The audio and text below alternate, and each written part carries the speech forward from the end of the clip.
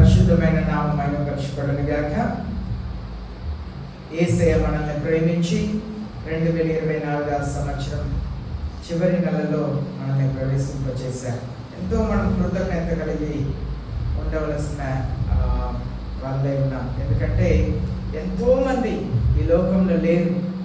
కానీ ఈ 2024 సంవత్సరం చివరి నెలలో మనల్ని యేసయ్య తీసుకొచ్చారంటే ఆయన మహా గొప్ప కృప మాత్రమే. మనం ఇలాగ ఆరోగ్యం కలిగి ఉండటం, మన ఆహారం తీసుకోవటం, హాస్పిటల్ లేకుండా దేవుని సన్నిధిలో ఉండటం, ఇదంతా కూడా దేవుడు మన పట్ల చూపిస్తున్న గొప్ప కృప మాత్రమే. కనుక కృతజ్ఞతతో దేవుని సన్నిధిలో దేవుని వాక్యంని ఆలకిస్తాం. మనల్ని మనం పరిశీలన చేసుకుంటాం. నేను ఎక్కడ మారాలి, నేను ఏ విషయంలో మంచి క్రైస్తవురాలుగా నేను జీవించాలి. ఎందుకంటే ఎక్కడ చూసినా మరణ వార్తల్ని వింటా ఉన్నా. మనకు దేవుడు కావాలి జీవితంలో, మన ఇంట్లో దేవుడు కావాలి, మన పిల్లలకి యేసయ్య కావాలి.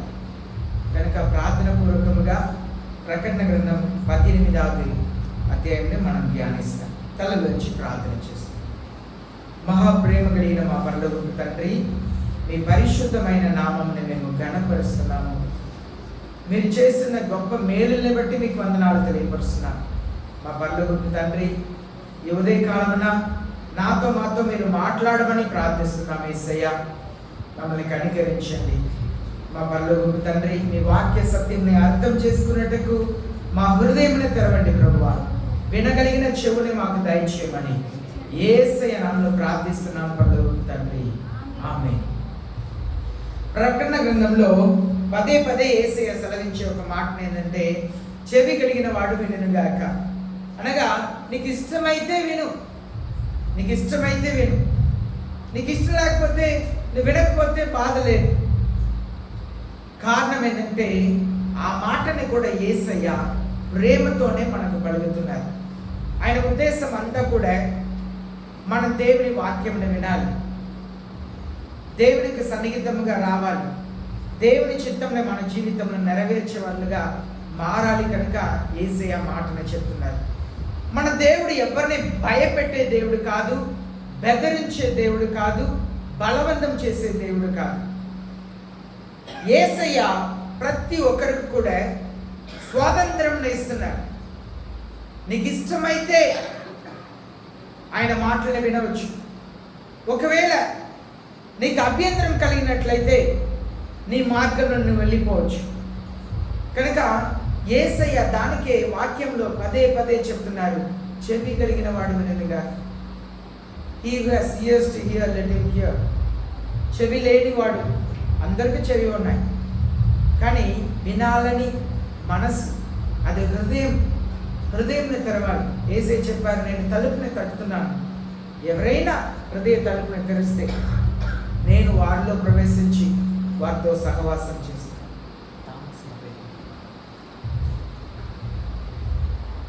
ఇక్కడ మనం చూస్తున్నాము 18వ అధ్యాయంలో, 18వ అధ్యాయం, ఇక్కడ బాబిలోన్ ఫాలెన్, బబిలోన్ అది కూలిపోయింది. 17వ అధ్యాయంలో మనం చూస్తున్నాము బబిలోన్ ఒక ముగింపుని గురించి మనం ధ్యానించాం.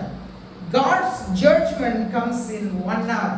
3 పర్యాయం ఈ 18వ అధ్యాయంలో ఒక గంటలో దేవుని తీర్పు వచ్చింది, ఒక గంటలో తీర్పు వచ్చింది అనే పదంని మనం పదే చూస్తున్నాం. చూడండి, 10వ వచనంలో చూస్తున్నాము, for in 1 hour your judgement has come.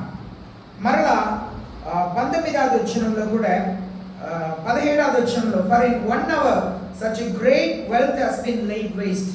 మరలా 19వ వచనంలో కూడా for in 1 hour she has been laid waste అని 3 సార్లు చూస్తున్నాం. ఒక గంటలో సమస్తము కూలిపోయిందంట.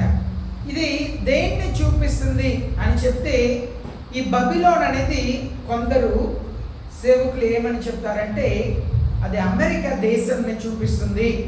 అమెరికా దేశం అనే ఈనాడు సమస్తము మారిపోయింది అని చెప్తుంటారు. చూడండి, అమెరికా దేశంలో మన ఈనాడు వెస్టర్నైజేషన్ అంటారు. వెస్టర్నైజేషన్ అంటే ఒకప్పుడు స్త్రీలు ఎలా బట్టలు వేసుకుంటారు, రంగుగా బట్టలు వేసుకుంటారు. తర్వాత భర్త చనిపోయారంటే వాళ్ళు తెల్లని వస్త్రం వేసుకుంటారు. అలాగూ భారతదేశంలో ఉండేవారు. యవన స్త్రీల్ని చూస్తుంటే హాఫ్ శారీ కట్టుకుంటారు. కానీ ఈనాడు అదంతా పూర్తిగా మారిపోయింది. దీన్ని వెస్టర్నైజేషన్ అంటారు. అదంతా కూడా అటువైపు నుండి వచ్చిన ఒక కల్చర్ అంటారు. ఈనాడు భర్త చనిపోయే, వీళ్ళకి భర్త ఉన్నారు, భర్త లేరు అని చెప్పి భర్తను కోల్పోయిన స్త్రీలను చూస్తే మనకు అర్థం కాదు. ఎందుకంటే వాళ్ళు కూడా పట్టు చీరలతోనే తిరుగుతుంటారు, సామాన్యంగానే కనిపిస్తుంటారు. మనకు అర్థమే కాదు అసలు. ఇదంతా ఒక మార్పు వచ్చింది కనుక సమస్త విషయంలో మార్పు వచ్చింది. దీన్ని వెస్టర్నైజేషన్, వెస్ట్ నుండి, అమెరికా దేశం నుండి సమస్తం మారింది. ఈనాడు ఒక్కొక్కరు బట్టలు వేసుకుంటున్న విధానాన్ని చూడండి. యవన వయసులో ఉన్న పిల్లల్ని చూడండి. యవనస్తులు, అబ్బాయిలు వాళ్ళు ప్యాంటుని చాలా కిందకి వేసుకుంటారు. లోన ఉన్న వస్త్రం బయట కనిపించేంత రీతిగా బట్టలు వేసుకోవటం చూస్తారు. అలాగే అమ్మాయిలు కూడా బట్టలు వేసుకున్న విధానం మన నల్లపాడులో వెళ్ళి చూసినప్పుడు కూడా ఒక అమ్మాయి బట్టలు వేసుకొని వస్తే నేను టీవీలోనే అలాంటి వారిని నేను చూశాను. అలా తిరుగుతున్నారు. ఇదంతా కూడా చూసి అమెరికా దేశంలో భయంకరమైన విభచారం. వాళ్ళు పెళ్లి చేసుకోకముందే ఇక్కడ మన భారతదేశంలో కూడా లివింగ్ టుగెదర్ అని చెప్తారు. టీవీలో కూడా ఇంటర్వ్యూ చేస్తే తల్లిదండ్రులు కూడా అది ఎలా అనుమతిస్తున్నారు తెలియట్లేదు. లివింగ్ టుగెదర్ అంటే అబ్బాయి అమ్మాయి కాలేజీలో చదువుతుంటారు. వాళ్ళు ఒక రూమ్ తీసుకొని వాళ్ళు ఉంటారు. నచ్చితే 3 సంవత్సరాల తర్వాత పెళ్లి చేసుకుంటారు, లేకపోతే వాళ్ళ దారిలో వాళ్ళు వెళ్ళిపోతారు. అంత భయంకరమైన కాలంలో మన భారతదేశం కూడా వచ్చేసింది. ఇంకా కొన్ని విషయాలు నేను చెప్తే అది మీకు విచిత్రంగా అనిపించవచ్చు. అది మనకు కొన్నిసార్లు తెలుసుకోక ఉండటం బాగుంటుంది.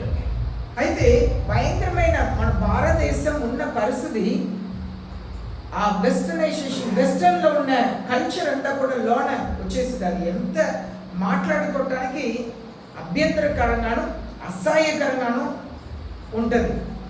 ఇదంతా కూడా అక్కడ నుండి రావటం వలన కొంతమంది సేవకులు ఏం చెప్తారంటే అమెరికా దేశం గురించే ఈ ప్రకటన గ్రంథం 18వ అధ్యాయం చెప్తుంది. అమెరికా దేశం అగ్రరాజ్యం నుండి, స్థానం నుండి పడిపోతుంది అని చెప్తారు. అది మాత్రం నిజమే. అమెరికా దేశం అగ్రరాజ్య స్థానాన్ని కోల్పోతుంది. కానీ ఈ 18వ అధ్యాయం అమెరికా దేశం గురించి చెప్పట్లేదు. ఎందుకంటే ఈ 18వ అధ్యాయం అంతా కూడా ఆ దేశముతో ప్రజలందరూ కూడా సంబంధాలు పెట్టుకుంటారంట.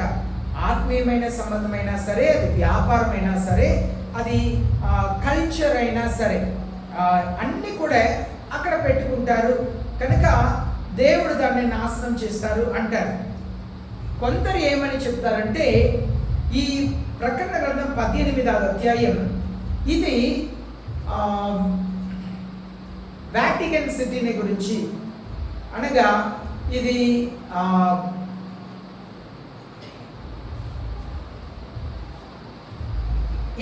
రోమ పట్టణం గురించి చెప్తుంది అని చెప్తున్నారు. అయితే ఇక్కడ మనం చూస్తున్న ఒక సంఘటన ఏంటంటే కొన్ని పరిశుద్ధ ఆత్మ దేవుడే మనకు బయలుపరిచారు.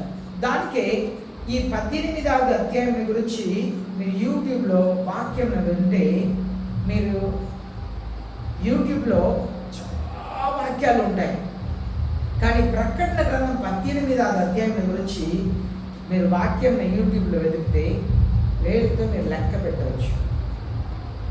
ఎన్ని వాక్యాలు ఉన్నాయి ఎవరు చెప్పరు. ఎందుకంటే ఎవ్వరకు అందుబడని ఒక అధ్యాయమే 18వ అధ్యాయం. మీరు యూట్యూబ్లో వెతికి చూడండి, మీరు లెక్క పెట్టవచ్చు. ప్రకటన గ్రంథం 18వ అధ్యాయం ఇది ఎంతమంది సేవకులు మాట్లాడారని లెక్క పెట్టవచ్చు. దొరకదు వాక్యాలు. కారణం ఏంటంటే ఇది పరిశుద్ధాత్మ దేవుడు యేసయ్య యోహానుకు దేన్ని గురించి బయలుపరిచారు అని చెప్పి అర్థం కాని ఒక సత్యంని ఇక్కడ చూస్తున్నాం. అయితే మనం ఆత్మీయ రీతిగా ఆలోచన చేయబోతున్నాం. ఇది ఒకవేళ అమెరికా దేశాన్ని గురించి చెప్తున్నదా, లేదు రోమా పట్టణంలో ఉన్న వాటికన్ సిటీని గురించి చూపిస్తున్నదా అని చెప్పి మనకు స్పష్టంగా తెలియదు. కొంతమంది సేవకులైతే, నేను వాక్యం వినే ఒక్క సేవకుడు అయితే ఇది వాటికన్ సిటీ ఇటలీని గురించి చెప్తుంది అని చెప్పి చెప్తున్నారు. ఎందుకంటే మనం ముందుగానే చదివాం 17వ అధ్యాయంలో 7 కొండల మీద ఆ పట్టణం ఉంటుంది, అక్కడి నుండి అంత్యక్రీస్తు పరిపాలన చేస్తాడు. అది ఇటలీ దేశంలో వాటికన్ సిటీ కనుక మనం మనం అర్థం చేసుకోవచ్చు. కానీ ఆత్మీయ రీతిలో మనం దీన్ని తెలుసుకోబోతున్నాం. అదే సమయంలో లోక ప్రకారముగా బైబిల్ చెప్తున్న రీతిలో యేసయ్య వచ్చిన తర్వాత ఎలాంటి కార్యములు జరగబోతున్నాయి, ఈ రెండింటిని క్లుప్తంగా నేను చెప్పుకొని వెళ్తాను కనుక జాగ్రత్తగా వినండి.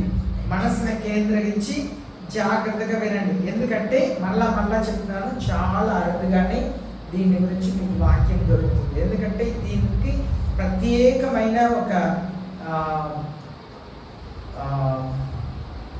రెవల్యూషన్ కావాలి, ఒక ప్రత్యేకత కావాలి. అది పరిశుద్ధ ఆత్మదేవుడు బయలుపరిస్తేనే మనకు అర్థమైంది. కనుక అన్నీ చెప్తారు, కానీ ఈ 18 వచ్చేసరికి అందరికి కూడా ఒక కన్ఫ్యూషన్లో ఉన్నారు. దేన్ని గురించి చెప్తుంది. మనం ఆత్మీయంగా ఈ సమయంలో ధ్యానించబోతున్నాం. ముందుగా మనం చూస్తున్నాము, God's judgement comes in 1 hour. దేవుని తీర్పు ఎవరు ఊహించలేని సమయంలో దేవుని తీర్పు రాబోతుంది అని చెప్పి వాక్యంలో మనం చదువుతున్నాం. ఇక్కడ రెండవదిగా stand with God, God will stand with you. పరిస్థితులు ఎలా ఉన్నా సరే మనం దేవునితో నిలబడాలి, దేవుని అందుబాటులో మనం నిలబడాలి అనేది క్రైస్తవ జీవితంలో చాలా ప్రాముఖ్యమైన ఒక సత్యం. మనం దేవునితో నిలబడాలి, దేవుడు మనతో నిలబడాలి. నేను నమ్మే ఒక సత్యం ఏంటంటే, దేవుడు మనకు తోడు ఉంటే ఎవరు మనకు విరోధంగా ఉన్నా కూడా మనం విజయం పొందుతాం. మనతో పాటు దేవుడు ఉండాలి. ప్రతి దినము కూడా మనతో పాటు దేవుడు ఉండాలి. మన ఇంట్లో ఉండాలి, మనం పని చేసే చోట్ల ఉండాలి, మనం ప్రయాణం చేసినా ఉండాలి, మన మంచం మీద ఉండాలి. ఏ పని చేస్తున్నా యేసయ్య మనకు తోడుగా ఉంటే మన జీవితం నిజంగానే ఆశీర్వాదకరమైన జీవితంగా ఉంటుంది. Rejoice and be content in spirituality, not in Christianity. క్రైస్తవ్యం వేరు, ఆత్మీయమైన జీవితం వేరు. ఈనాడు క్రైస్తవ్యంలో చూస్తే క్రిస్మస్ పండుగ టైంలో వాళ్ళు శాంటా క్లాస్ అంటారు, క్రిస్మస్ తాత అంటారు, ఒక ఎర్ర బట్టలు వేసుకొని. బైబిల్లో అలాంటిది ఒకటి లేనే లేదు, బైబిల్లో అలాంటిది లేనే లేదు. కానీ పాంప్లెట్లో అలా ఒక శాంటా క్లాస్, క్రిస్మస్ తాత అంటారు కదా, వాళ్ళు ఫోటో పెడతారు, డ్యాన్స్లు చేస్తారు. చర్చిలో డ్యాన్స్లు చేస్తున్నప్పుడు పొగలు పెడతారు, స్టేజ్ పెట్టి పొగలు పెడతారు, రకరకాల లైట్లు చూపిస్తారు. ఇదంతా కూడా క్రిస్టియానిటీ. ఇదే క్రైస్తవ్యం. అక్కడ ఉన్న పేదల్ని కనికరించరు, మంచి భోజనం వాళ్ళకు ఉందని ఆలోచన చేయరు. వాళ్ళు స్టేజ్ మీద నిలబడి వాళ్ళు తాము గణపరచుకోవటానికి డ్యాన్స్లు చేస్తారు. ఒకప్పుడు ప్యాంట్ చినిగిపోతే బయటకు వెళ్ళటానికి అసహ్యంగా ఉండింది. ప్యాంట్ ఒకప్పుడు చినిగిపోయి ఉంటే అసహ్యంగా ఉండింది, బయట వెళ్ళటానికి సిగ్గు అనిపించింది, అవునా? కానీ ఈనాడు ప్యాంట్ లేకపోతే వేసుకొని రాట్లా. చినిగిపోయిన ప్యాంట్లే అమ్ముతున్నారు, కొట్లో చినిగిపోయిన ప్యాంట్లే అమ్ముతున్నారు. ఒకప్పుడు ఇక్కడ నుండి కింద దాకా కప్పుకుంటారు, ఇప్పుడు శరీరంలో అన్ని చింపుకొని బయట చూపించుకుంటున్నారు. ఈనాడు ఇది క్రైస్తవ్యం. సంఘంలో కూడా చాలా సంఘాల్లో ఈనాడు అలాగే ఉన్నారు. దానికే దేవుని వాక్యం ప్రకారం నేను చెప్తుంటాను, మీ పిల్లలకు ఒకవేళ ట్రైన్లో ప్రయాణం చేస్తున్నప్పుడు పైకి ఎక్కి కూర్చోవాలి, పడుకోవాలి, అలాంటి ఒక పరిస్థితుల్లో ఏదైనా మీరు పూర్తిగా కప్పుకోవటానికి చూడిదార్ కింద వేసుకున్నట్లు వేసుకోవచ్చు. కానీ జీన్స్ ప్యాంట్ కొని, టీ షర్ట్లు కొని ఇస్తున్నారంటే మీరందరూ కూడా క్రైస్తవులే. నేను మీతో వాక్యం చెప్తున్నది స్పిరిచువాలిటీ గురించి, ఆత్మీయుల గురించి నేను మాట్లాడుతున్నాను. మీ పిల్లల్ని కొట్టుకు తీసుకెళ్ళి జీన్స్ ప్యాంట్లు కొనిచ్చి, టీ షర్ట్లు కొనిచ్చి, షర్ట్లు కొనిచ్చి, వాళ్ళకి ఏపిచ్చి పండుగకు అక్కడెక్కడ తీసుకెళ్తున్నారంటే మీరు క్రైస్తవులు. నేను ఆత్మీయుల గురించి మాట్లాడబోతున్నాను. ఈ 18వ అధ్యాయం ఆత్మీయుల గురించి మాట్లాడుతున్నారు. ఈనాడు క్రైస్తవులకు లోకంలో ఉన్న వారికి తేడా లేదు. కొన్నిసార్లు చూస్తే క్రైస్తవులు కాని వారు కూడా వాళ్ళ పిల్లల్ని చక్కని వస్త్రంని ధరింపజేస్తున్నారు. ఒక ఆఫ్టర్ ఆల్ ఒక మొబైల్ ఫోన్ కొంటే దానికి ఒక మంచి పౌచ్ చేస్తున్నారు కదా, ఎందుకు కింద పడితే పాడైపోకూడదని మొబైల్ ఫోన్ని అంత కేర్ చేసుకుంటున్నాం. కొందరు మొబైల్ ఫోన్కి డోర్ కూడా ఉండింది ఇలా కదా, ఇలా ఫ్రంట్ కూడా కవర్ చేసుకుంటారు. అంత మొబైల్ ఫోన్ని భద్రపరుస్తాం. కానీ మన బట్టలు మాత్రం ఇటు అటు అన్ని కనబడేటట్లుగా వేసుకుంటారు. ఇది క్రైస్తవ్యం. నేను మాట్లాడేది ఆత్మీయుల గురించి మాట్లాడుతున్నాను. ఆత్మీయమైన సంఘం గురించి యేసయ్య ఇక్కడ మాట్లాడుతున్నారు. 18వ అధ్యాయం. ఇదే ఒక క్రైస్తవ్యుల పోరాటం. మనం ఆత్మీయమైన సంఘంలో ఉన్నామా, లేదు ఒక క్రైస్తవ సంఘంలో ఉన్నామా? ఈనాడు క్రైస్తవ సంఘంలో ఉన్నవారు స్వార్థపరులుగాను, తము తాము ఇష్టపరిచే వాళ్ళుగాను, తము తాము గొప్పగా గణపరుచుకునే వాళ్ళుగాను, ప్రజల చేత మెప్పు కలిగి ఉండాలని ఆశపడేవారుగా ఉన్నారు. కానీ ఆత్మీయులు ఎలా ఉంటారంటే, ఆత్మీయమైన సంఘం ఎలా ఉంటుందంటే, నా దేవుడు గణపరచబడాలి, నా దేవుడు గొప్పగా ఉండాలి, నా దేవుని నామం మహిమపరచబడాలి, నా దేవుడు నాలో కనపరచుటకు నేను ఎలాగైనా నేను ఉంటాను. మన బట్టలని వేసుకొని బయట వెళుతున్నప్పుడు మనల్ని చూస్తే క్రైస్తవుల్ని చెప్పగలుగుతారా? అది బట్టలే సరే, మన ప్రవర్తనలే సరే. రోడ్డు మీద కొంతమంది నవ్వటంలో తప్పులేదు, సంతోషముగా నవ్వుకొని మాట్లాడతాం. కానీ కొన్నిసారి పురుషులు అక్కడ ఉన్నారు, పురుషులు కనిపిస్తున్నారంటే కొన్నిసారి పద్ధతిని మార్చుకోవాలి. పురుషులు లేని చోట్ల స్త్రీలందరూ కలుసుకొని నవ్వుకోవటం, దారాలు సంతోషంగా ఉండటంలో తప్పులేదు. కానీ పురుషులు ఉన్నప్పుడు ఒక చోట్ల పురుషులు కూర్చున్నారు, కానీ దారిలో నడిచి వెళుతున్నప్పుడు కూడా మీరు పెద్దగా స్త్రీలు నవ్వుకుంటా అల్లరి చేసుకుంటా వెళ్తున్నారంటే మీ క్యారెక్టర్లో సమస్య ఉందని అర్థం, మీ ప్రవర్తనలో సమస్య ఉందని అర్థం. ఎందుకంటే ప్రవక్తల్ని కాపాడుకోవటం చాలా ప్రాముఖ్యం. ఈనాడు మారిపోయింది, ఈనాడు పరిస్థితులంతా మారిపోయింది. ఒకప్పుడు భర్తలకు అంత ఘనతని ఇచ్చేవారు, కానీ ఈనాడు భర్తల్ని నోరు మూపించి భార్యలే మాట్లాడుతుంటారు. అన్ని కాలాలు మారిపోతున్నాయి. అయితే మనం ఇక్కడ 18వ అధ్యాయంలో మనం చదువుతున్నాము, మన జీవితంలో మన ఆత్మీయమైన వారుగా ఉండటం చాలా ప్రాముఖ్యం. క్రైస్తవులుగా ఉండటం కాదు, ఆత్మీయులుగా ఉండటం చాలా ప్రాముఖ్యం. 1-2 వచనంలో చదువుదాం. ముందు 1వ వచనం 2వ వచనం చదువుదాం. బైబిల్ ఉన్నవారు కూడా మీ బైబిల్ని చదవండి. వారు మైక్లో చదువుతున్నప్పుడు మీరు కూడా కలిసి చదవండి, బిగ్గరగా నోరూపి కలిసి చదవండి. అటు తరువాత మహాధికారము గల వేరొక దూత పరలోకం నుండి దిగువచ్చుట చూచితిని. అతని మహిమ చేత భూమి ప్రకాశించెను. అతడు గొప్ప స్వరముతో ఆర్భటించి ఇట్లనెను, మహాబబులోను కూలిపోయెను, అది దయ్యములకు నివాస స్థలమును, ప్రతి అపవిత్రాత్మను విడిపట్టును, అపవిత్రమును అసహ్యమున ప్రతి పక్షికి విడిపట్టును ఆయను. ఇక్కడ 1-2 వచనంలో మనం ఏమని చదువుతున్నామంటే, మరొక దేవదూత పరలోకం నుండి వచ్చారంట. పరలోకంలో ప్రతి ఒక్క దేవదూతలకు దేవుడు ఒక పనిని నియమించున్నారు. ఆ పని చేయుటకు స్వాతంత్రంని దేవుడు ఇచ్చి ఉన్నారు. కనుక దానికే మనం చూస్తున్నాము, ఒక నాటకంలా ఒక స్కాన్ అయిపోయిన వెంటనే, ఒక సీన్ అయిపోయిన వెంటనే ఇంకా ఒకరు వస్తున్నారు. ఆ దేవదూత వచ్చి చూడండి 1వ వచనంలో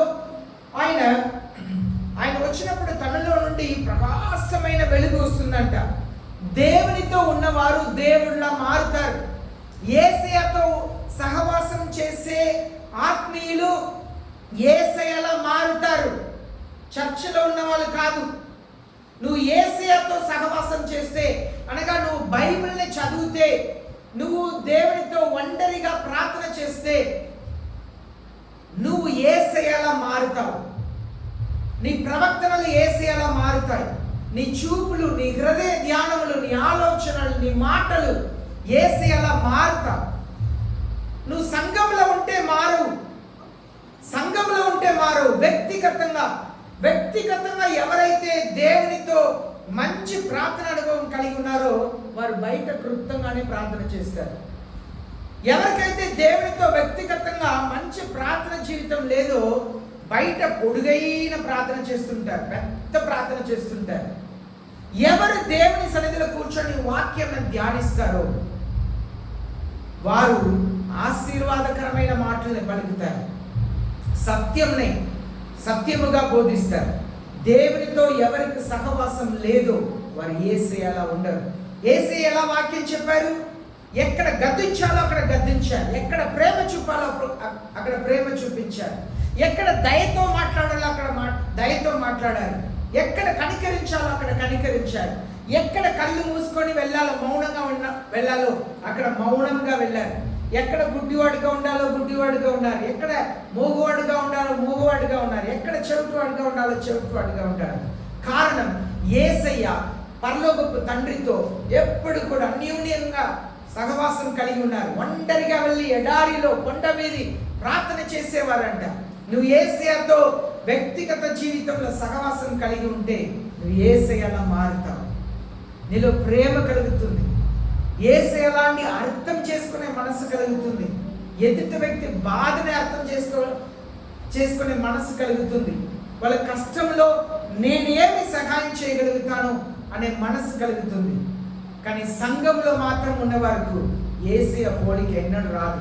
1వ వచనంలో చదువుతున్నాము, ఆ దేవదూత నుండి వెలుగు, ప్రకాశమైన వెలుగు వచ్చిందంట. ఆయన వచ్చి బిగ్గరగా ఇలాగ చెప్తున్నారు, బబిలోన్ కూలిపోయింది, బబిలోన్ నాశనం అయిపోయింది. ఆమె ఎక్కడ ఉన్నదో అక్కడ ఏముందంట? డీమన్స్, దెయ్యాలు ఉండేదంట. Prison for every unclean spirit, దురాత్మలంతా కూడా అక్కడ ఉండేదంట. అలాగే prison for every unclean and hateful birds. ఇది బర్డ్స్ ఉన్న పదం ఎందుకు అక్కడ వాడబడి ఉందంటే, యేసయ్య చెప్పారు, ఒక వ్యక్తి విత్తనాలు విత్తుతున్నారంట, అనగా వాక్యం చెప్తున్నారంట. కొన్ని విత్తనాలు విత్తేవాడు విత్తినప్పుడు దారి మీద పడిందంట, కొన్ని విత్తనాలు ముళ్ళు చెట్ల మీద పడిందంట, కొన్ని విత్తనాలు రాతి నేల మీద పడిందంట, కొన్ని విత్తనాలు మాత్రం మంచి నేల మీద పడిందంట. ఇక్కడ కూడా ఇంతమంది మీరు కూర్చున్నారు, కానీ మంచి హృదయంతో మీ హృదయపు చెవిని తెరచి ఎంతమంది వింటున్నారని యేసయ్యకి తెలుసు. ఎంతమంది జీవితం మీ హృదయం రాతి లాంటి పొలంలా ఉందో దేవుడికి తెలుసు. అనగా మీకు ఆసక్తి ఉంది, నేను కూడా మంచి క్రైస్తవుడిగా జీవించాలి, క్రైస్తవురాలుగా జీవించాలని ఆసక్తి ఉంది. కానీ చర్చ్ నుండి బయట వెళ్ళిన వెంటనే లోకం మిమ్మల్ని కమ్ముకుంటుంది. ఒక 2 రోజులు, సోమవారం, మంగళవారం, బుధవారం మంచి క్రైస్తవ జీవితాన్ని కొనసాగించలేకపోతున్నారు. కొందరి హృదయం ముళ్ళు చెట్టులా ఉన్నది. నేల బాగానే ఉంది, భూమి బాగానే ఉంది, వేరు కిందకు వెళ్ళుటకు, ఆత్మీయ జీవితంలో ప్రతి ప్రార్థనలో పాల్గొనుటకు ఆశ అంతా ఉన్నది. కానీ లోకంలో ఉన్న అప్పు, ఆర్థిక సమస్య, ఇంట్లో ఉన్న సమస్య వలన వేరు ఎంత కిందకి వెళ్ళినా ఆత్మీయ జీవితంలో ఫలించాలని ఆశ ఉన్నా, మీకున్న అనారోగ్య సమస్య వలన, కుటుంబ సమస్య వలన, సమాజంలో బ్రతకలేక, పిల్లల వల్ల కలిగే బాధల ద్వారా, భర్త వల్ల కలిగే, బంధువుల ద్వారా, స్నేహితుల ద్వారా కలిగే బాధల ద్వారా మీరు ఆత్మీయంగా ఫలించలేకపోతున్నారు, ఎదగలేకపోతున్నారు. ఆశ అంతా ఉన్నది. ఇంకా ఒక గ్రూప్ గురించి చెప్తున్నారు, దారి మీద విత్తనాలు పడిందంట. ఆ దారి మీద పడిన విత్తనాలని ఆకాశ పక్షులు వచ్చి ఎత్తుకు వెళ్ళిపోయిందంట. అవునా? ఎత్తుకు వెళ్ళిపోయిందంట. ఆ పక్షుల గురించే ఇక్కడ సెలవించబడి ఉంది 2వ వచనంలో. ఏమని ఉందని తెలుగులో? a reason for every unclean and hateful birds.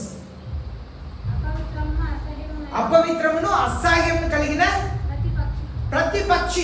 అపవిత్రం, అసహ్యం కలిగిన పక్షులు ఎలా ఉంటుంది? మీరు చర్చిలోనే కూర్చున్నారు, నేను వంట చేయడానికి రాలేదు, వీళ్ళందరూ కలిసి ఏం చేశారు ఈరోజు? సాంబార్లో నీళ్ళు ఎక్కువ పోస్తారా లేదు ఉప్పు ఎక్కువ పోస్తారా? అసలు భోజనం చేసిన తర్వాత ఎలా ఉంటుంది? ఏదేదో ఆలోచనతో కూర్చున్నాం. నిత్యముగా మనస్సుని పరిపూర్ణంగా వాక్యం మీదే పెట్టి కూర్చున్నవారు కొంతమంది ఉంటారు. అయ్యో రేపు అక్కడికి వెళ్ళాలి, నాకు ఇచ్చిన పెన్షన్లో వాళ్ళకి అంత ఇవ్వాలి, ఇంత ఇవ్వాలి, కొట్లు అంత ఇవ్వాలి. ఇదే ఈ రెండవ వచనంలో సెలవిస్తుంది. అసహ్యమైన హేట్ఫుల్ ప్రతి పక్షులు ఉండేదండి. తెలుగులో సహాయం చేయండి, బైబిల్ చేతిలో ఉంది కదండి, చదువుకున్న వాళ్ళు ఉన్నారు కదా. అపవిత్రమైన అసహ్యమైన పక్షులు సంఘములో ఉంది. ఆ సంఘములో ఉన్న అపవిత్రమైన అసహ్యకరమైన పక్షులు మీరు వినే వాక్యంని ముగింపు ప్రార్థన లోపల తీసుకెళ్ళింది. వాక్యం అయిపోయిన తర్వాత ఏం చెప్తామంటే ఏమి గుర్తుండదు. విన్నారు, చెవులో వెళ్ళింది, కానీ అది హృదయంలో దాయలేదు. అదే అసహ్యకరమైన అభ్యంతరకరమైన పక్షులు. ఈనాడు చాలా సంఘాల్లో ఉన్నది. ఆ సంఘంలో ఎంత వాక్యం ఎత్తబడినా అది ఎత్తుకు వెళ్ళిపోతున్నాయి. 3వ వచనం చదువుతాం. 3వ వచనం. సమస్తమైన జనములో మహోద్వేగంతో కూడిన దాని వ్యభిచార మధ్యము పడిపోయి భూరాజులు దానితో వ్యభిచరించుని, భూలోకమండలి వర్తకులు దాని స్వభావముల వలన ధనవంతులైరి. ఈనాడు ఈ 3వ వచనం దేన్ని చూపిస్తుందంటే, ఇది క్రైస్తవ్యముకు ఆత్మీయ జీవితంలో మధ్యలో ఉన్న తేడా. ఈ క్రైస్తవ్యంలో ఎలా అయిపోయారంటే, ఆ చర్చలో చేస్తున్నారు కనుక మనం కూడా చేస్తాం. ఆ పెద్ద వాళ్ళే అలా చేస్తున్నారు, మనం కూడా చేస్తాం. వాళ్ళు ఇలా జీవిస్తున్నారు, మనం కూడా ఇలా జీవిస్తాం. ఆ బబిలోన్ అన్ని సంఘంని పొల్యూట్ చేసేసింది, పాడు చేసేసింది. ఈనాడు వైరాగ్యం కలిగిన సంఘం తక్కువ, దేవుని కొరకు జీవించాలని అనుకున్న సంఘం తక్కువ. ఇంట్లో ప్రార్థన జీవితం ఉండదు, ఇంట్లో వాక్య ధ్యానం ఉండదు, వ్యక్తిగత దేవునితో అనుబంధం ఉండదు, కానీ చర్చికి వస్తే ప్రార్థన చేస్తాం. ఇది దేన్ని చూపిస్తుందంటే, ఈ 3వ వచనం, వారితో మందులు తాగారంట, విభచారం చేశారంట రాజులు. ఆ బబిలోన్తో పాటు ఆస్తిని సమకూర్చుకున్నారంట. వెల్త్ ఆఫ్ సెన్సువాలిటీ, స్వార్థం కలిగి మారిపోయింది. ఈనాడు ఎక్కడ మీరు చర్చిని చూస్తే ఆ చర్చి పైన పెద్ద గోపురాలు కడుతున్నారు. మీరు ఈ సిటీలో పక్కన సిటీ బయట కూడా నేను చూస్తున్నాను. ఆ చర్చి పైన పెద్ద గోపురాలు కడుతున్నారు. ఎందుకు? ఆ గోపురాల్లో ప్రార్థన జరిగిందా? దానికి ఫస్ట్ ఫ్లోర్, సెకండ్ ఫ్లోర్ అన్నట్లుగా పెడుతుంటారు. అక్కడ ఏమన్నా 5-3 కూర్చొని ప్రార్థన చేస్తారా? లేదు కూర్చొని టీ అయినా తాగుతారా? లేదు. మేము మా తల ఎత్తుగా ఉండాలి, మేము కనబడాలి. ఉపయోగం లేనిది, దేవుని పరిచర్యలో ఉపయోగం లేనిది, ఆశీర్వాదం లేనిది. ఈనాడు ప్రజల్ని ఆకర్షించాలి. క్రిస్మస్ ప్రోగ్రామ్, క్రిస్మస్ యేసయ్య పుట్టాన్న సత్యం తెలియపరిచి మన సంతోషంగా ఉండటంలో ఏ తప్పు లేదు. కానీ మంచి బట్టలు వేసుకోవచ్చు, పిండి వంటలు చేసుకోవచ్చు. అది మీ అమ్మకు, మీ చెల్లికి, మీ అక్కకు మాత్రం పంచడానికి కాదు. పిండి వంటలు చేసి దేవుని ఎరగని వారికి దాన్ని మా యేసయ్య రక్షకుడుగా పుట్టారు అని చెప్పి వాళ్ళకి ఇవ్వటానికి పిండి వంటలు చేయాలి. మీ కుటుంబంతో పంచుకోవటానికి కాదు. పిండి వంట చేయటంలో ఏ తప్పులేదు. అది కూడా కొంతమంది పాస్టర్ చెప్తారు, క్రిస్మస్కి పిండి వంటలు చేస్తున్నారు, కానీ కొట్లో కొని తింటున్నావు కదా, తినవచ్చు. ఇంట్లో చేస్తున్నారు, వాళ్ళు కొట్లో కొంటున్నారు, అంతే. ఇదంతా ఏమి తప్పులేదు. ఒక మంచి యేసయ్య పుట్టారు. మీ పిల్లలు పుట్టినరోజు కూడా మీ పిల్లలకు బట్టలు కొంటారు, కానీ మీ కుటుంబంలో అందరూ కొనరు కదా. కానీ యేసయ్య పుట్టినరోజుకు ప్రపంచమంతా బట్టలు కొనుక్కుంటారు కదా, కొత్త బట్టలు వేసుకుంటారు. ఎందుకు? ఆయన రక్షకుడు. మన కొరకు ఒక బాలుడు పుట్టను అన్నారు కనుక దాంట్లో తప్పులేదు. కొత్త బట్టలు మీకు యేసయ్య కొత్త బట్టలు కొనగలిగిన సామర్థ్యం ఇస్తే, శక్తిని ఇస్తే కొని వేసుకోవటంలో ఏం తప్పులేదు. ఆ రోజు ఇంట్లో పండగ చేసుకొని సంతోషముగా బంధువుల్ని పిలుచుకోవటం, ఇది పండగ చేసుకోవటంలో ఏమి తప్పులేదు. కానీ ఇది డిసెంబర్ 25వ తారీఖు అనేది సూర్య దేవుడికి పూజ చేసే ఒక పండగ. డిసెంబర్ 22వ తారీఖే వాస్తవంలో సూర్యుడిని అలా భూమి అలా చుట్టూ తిరిగి వచ్చి నిలుస్తుందంటే అది డిసెంబర్ 22వ తారీఖే. మనం ఏం చేస్తున్నాం? డిసెంబర్ 31వ తారీఖు భూమి ఒకసారి చుట్టూ తిరిగి వచ్చేసింది, కొత్త సంవత్సరం అంటున్నాం. వాస్తవంలో డిసెంబర్ 22వ తారీఖే యథార్థముగా భూమి అలా చుట్టూ తిరిగి వచ్చి ఉంటుంది. కొత్త సంవత్సరం అనేది సైంటిఫికల్గా యథార్థంలో అది డిసెంబర్ 22వ తారీఖే, డిసెంబర్ 31వ తారీఖు కాదు.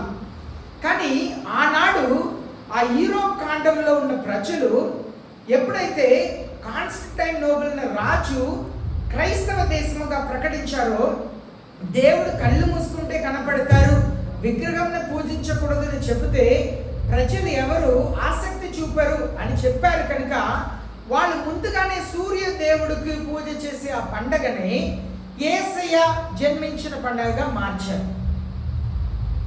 కనుక దాన్ని మనం ఆ క్రిస్మస్ దినం డిసెంబర్ 25ని చర్చిలో ప్రార్థన చేసుకోవటంలో ఏమీ తప్పులేదు. యేసయ్య ఈ లోకంలో రక్షకుడుగా జన్మించాలని సత్యంని చెప్పే దాంట్లో తప్పు ఏమీ లేదు. కానీ దాన్ని ఆచారముగా దేవుని బయట పెట్టి ఇక్కడ యేసయ్య పండగ చేసుకోవటమే తప్పు. చాలా సంఘంలో యేసయ్య బయట నిలబడి ఉంటారంట, కానీ లోన యేసయ్యకు ప్రార్థన చేస్తుంటారంట. యేసయ్య అడుగుతారంట, అయ్యో ముందు నన్ను లోపల పంపించండి అంటే, లేదు లేదు మీరు వస్తే అన్నిటినీ మార్చవలసి ఉంటుంది, కనుక మీరు బయటే ఉండండి, మా పని మేము చేసుకుంటాం, చేసే ప్రార్థన మీకే కదా, మరి బయట ఉండి వింటే ఏమైంది అనే పరిస్థితి క్రైస్తవం మారిపోయింది. ఎంతమందికి అర్థమవుతుంది? నిజంగా అర్థమైందా? యేసయ్యని చాలాసారి బయట నుంచి పెడుతున్నాం, చర్చి బయటే ఉన్నారు, మనకి ఇష్టం వచ్చినట్లుగా లోన చేసుకుంటున్నాం. నన్ను కాదా ఆరాధిస్తున్నారు, నాకు కాదా ప్రార్థన చేస్తున్నారు, నన్ను వదిలేని నేను ముందు వెళ్ళి కూర్చుంటానంటే మీరు ఎక్కడ ఉన్నా వింటారు కదా, బయట ఉండి వినండి, మీరు వస్తే అన్నింటినీ మార్చడానికి ఇష్టం లేదు, సంఘంని మార్చుకోవటానికి ఆత్మీయ స్థితిలో తీసుకురావడానికి ఇష్టం లేదు. ఈనాడు క్రైస్తవ్యం అలాంటి దౌర్భాగ్యమైన స్థితికి వెళ్ళిపోయింది. ఒక నాటకం వేస్తుంటారు, యేసయ్య ఫోన్ చేసి చెప్పారంట, ఈ క్రిస్మస్ పండుగకు నేను నీ ఇంటికి వస్తున్నాను అన్నారంట. ఆమె ఇల్లంతా కూడా పెయింట్ వేసి శుభ్రం చేసి ఇల్లు అంతంగా చేసి ఇల్లంతా తుడిసి మంచి వంటలు చేసి యేసయ్య కొరకు వేచి ఉందంట. ఉదయకాలం ఒక బిచ్చగాడు వచ్చి అడిగితే, చిచ్చి పో గోడ ముట్టుకోబాకు, ఇక్కడ నిలబడబాకు, ఇప్పుడే శుభ్రం చేశాను, వెళ్ళిపో నాడు, లోక రక్షకుడు నా ఇంటికి వస్తున్నారు, ఎందుకు వస్తున్నారు, ఆయన కొరకు అన్ని ఏర్పాటు చేసి ఉంటే ఈ వీధిలో నిలబడబాకు, వెళ్ళిపో పెద్ద ఆయన వస్తున్నారు. మధ్యాహ్నం పూట ఒక చిన్న బాలుడు వచ్చాడంట, ఏడుచుకుంటూ ఆ వీధిలో తిరుగుతున్నాడంట, ఆకలేస్తుంది అన్నం పెట్టండి, ఈ టైంలో ఇక్కడ తిరగబాకు. ఆమె యేసయ్య కొరకు వెయిట్ చేస్తుంది. సాయంత్రం ఒక వృద్ధురాలు వచ్చిందంట, ఆమె కూడా అమ్మ ఒక పాత చీరండి అమ్మ, ఈరోజు పండగ రోజు కదా అంటే, వెళ్ళిపో అని పంపించిందంట. వేచి ఉంటే సాయంత్రం అవుతుంది, 6 గంటలు అయింది, ఏంటి ఈరోజు యేసు ప్రభు వస్తానని చెప్పారు, ఇంకా రాలేదు అని ఎదురు చూస్తే మరలా ఫోన్ వచ్చిందంట. నేను యేసయ్య మాట్లాడుతున్నా, అయ్యో ప్రభు మీ కొరకు అన్ని సిద్ధపరిచి పెట్టాను, మీరు రాలేదే, ఏమైంది, ఆలస్యమైందా? నేను 3 సార్లు నీ ఇంటికి వచ్చాను, 3 సార్లు నీ ఇంటికి వచ్చాను. ఎప్పుడే ఆమె వచ్చారు? భిక్షగాడిలా వచ్చాను, తప్పిపోయిన ఒక బాలుల్లా వచ్చాను, ఒక వృద్ధురాలుగా వచ్చాను, నన్ను తరిమేస్తావు. ఈ చిన్న వాళ్ళు ఎవరికి చేశారో అది నాకు చేశారు. ఈనాడు మన క్రైస్తవ్యంని మన స్వార్థం కొరకు మార్చుకున్న బబిలోన్ క్రిస్టియానిటీ, అర్థం లేని క్రైస్తవ జీవితం, తెల్ల బట్టలే వేసుకొని వెళ్తారు చర్చికి, కానీ చర్చి ఆగిపోయి ఇంటికి వచ్చిన తర్వాత బూతులు మాటలు మారిపోతాయి, విభచారం, బ్రతకూడని జీవితంని బ్రతికించి చూపించడం సమాజములకు. క్రైస్తవులుగా మారాలంటే అన్ని జనులు మనం చేస్తున్నాం. ఆ మాట క్షమించండి, ఆ మాట దేవుని ఎరగని ప్రజలు యేసు ప్రభువుని నమ్ముకోవాలంటే భయపడుతున్నారు. కారణం ఏంటంటే మనలో మార్పును చూడలేదు. 4వ వచనం చదువుతాం. 4వ వచనం 5వ వచనం చదువుతాం.